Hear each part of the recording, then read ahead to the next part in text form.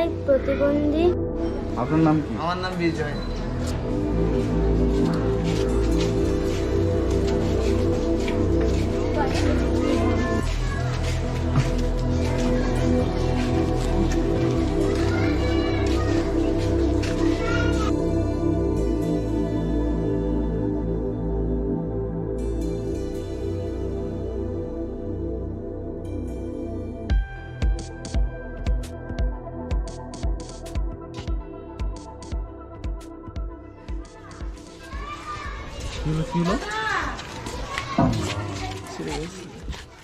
দর্শক আসসালামু আলাইকুম। আপনারা দেখতে পাচ্ছেন একটি ছেলে, এটা হচ্ছে চট্টগ্রামের কলসিডিগির পাড়ের পকেট গেটে সে হচ্ছে তার প্রতিবন্ধী বাবাকে নিয়ে বসবাস করছেন। আর তুমি কোন ক্লাসে পড়ো? নবম শ্রেণীতে। সে হচ্ছে নবম শ্রেণীতে পড়তেছে, হাঁটতে পারে না। তার হচ্ছে শারীরিক যে অক্ষমতা, সে সঠিকভাবে হাঁটাচলা করতে পারে না স্বাভাবিক মানুষের মতো করে। সে অনেক কষ্ট করে সে ক্লাস 9 পর্যন্ত পড়াশোনা করছে। তো আপনারা এই মুহূর্তে দেখতে পাচ্ছেন যে রাস্তায় পড়ে গিয়ে আসলে তার হাতে রক্ত বের হচ্ছে। আপনারা একটু পরিচয় দিয়ে আপনার বিস্তারিত একটু বলেন আমাদেরকে। হ্যাঁ, আমার নাম বিজয় দাস। আমি চট্টগ্রাম সাতকানিয়া কেউজিয়াতে থাকি। আমি ওখানেই পড়ালেখা করেছি, কাকার বাড়িতে থেকে ওখানেই পড়ালেখা করতাম। আসলে আমার মা বাবার থেকে সম্ভব না যে আমাকে পড়ালেখা করাবে, বা আমাদের সে অবস্থা ছিল না। মা যতক্ষণ কাজ করে তাই আমরা সেভাবে চলি।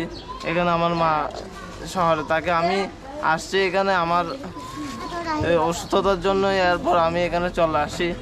আর আমার একটা চিকিৎসা করানোর কথা ছিল, কিন্তু সেই চিকিৎসা হয় নাই, যার আশায় আমি এখানে আসছিলাম। তো আমার পড়ালেখা বলতে অনেক কষ্ট করে পড়ালেখাটা করতেছি। স্কুলটা অনেকটাই দূরে, প্রায় 1 কিলোমিটার থেকেও বেশি। আমাকে যারা দেখেছেন বা প্রত্যেকটা সিএনজি ড্রাইভার বা যারা দেখেছেন তারা জানতে পারেন যে আমার কি অবস্থা। আর বলতে গেলে আমাদের বাড়িঘরও নেই, যে বাড়িটা ছিল সেটাও ভেঙে গেছে অনেক আগে। আপনার এই যে শারীরিক যে সমস্যা কবে থেকে হয়েছে? এটা 8 বছর বয়স। 8 বছর বয়স থেকে হয়েছে? হ্যাঁ। কি সমস্যা হয়েছিল? এটা টাইফয়েড হয়েছে, যে টাইফয়েডের কারণে। টাইফয়েড তো আর কিছু ভুল চিকিৎসাও ছিল, যে আমার এখন ডাক্তার সর্বশেষ কি বলছে? ডাক্তার বলছে যে এটা ট্রিটমেন্ট করলে ভালো হয়ে যাব, কিন্তু এখন পর্যন্ত ট্রিটমেন্টটাই করতে পারলাম না। এখানেও ট্রিটমেন্ট করাতে আসছিলাম, কিন্তু কেন ট্রিটমেন্টটা করাতে পারছেন না? এখানে কিছু মানুষ ট্রিটমেন্ট করাবে বলে তারা। না, আপনার পরিবার থেকে কেন করতে পারতেছেন?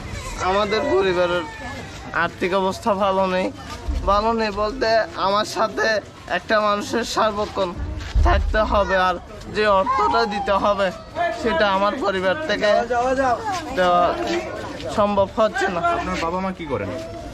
আমার বাবা বলতে উনি একজন প্রতিবন্ধী, উনিও তেমন কিছু করতে পারেন না। যদি পারেন। আপনার বাবা প্রতিবন্ধী? হ্যাঁ হ্যাঁ, আমার বাবা প্রতিবন্ধী। ইনি আপনার বাবা হয় নাকি? হ্যাঁ, ইনি আমার বাবা। আচ্ছা,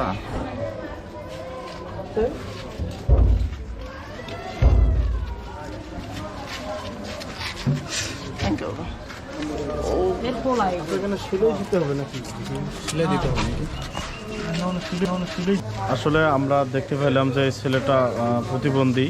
সে প্রতিবন্ধী আমরা অনেক রকমেরই দেখছি, কিন্তু এটা একটা ব্যতিক্রম ধর্মীয় প্রতিবন্ধী।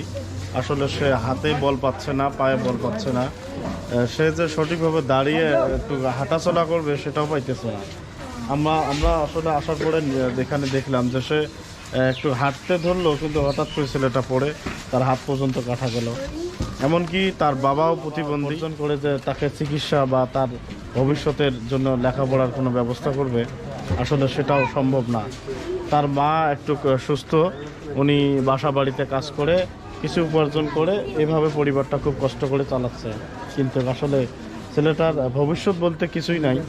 এখন যদি এই লাইভটা দেখার পরে আমার মতো বা আমিও কিছু সহযোগিতা করব, যদি এরকম লাইভে যারা দেখবে, আমি সকল বন্ধুদের দৃষ্টি বলবো যে আসলে আমরা সকলে মিলে যদি একটু ছেলেটাকে আর্থিক সাহায্য করি, তাহলে হয়তো এটা দিয়ে তার চিকিৎসা হবে। আর চিকিৎসা হয়ে যদি সে সুস্থ হয়, তাহলে সে নিজে কর্ম করে ভবিষ্যতে খাইতে পাবে। আচ্ছা, আপনাদের সাথে যোগাযোগ করার কোনো নাম্বার থাকলে দেন। হ্যাঁ, আমার নাম্বার আছে। হ্যাঁ, নাম্বারটা বলেন। হ্যাঁ, 0140451349 এটা আমার নিজের নাম্বার।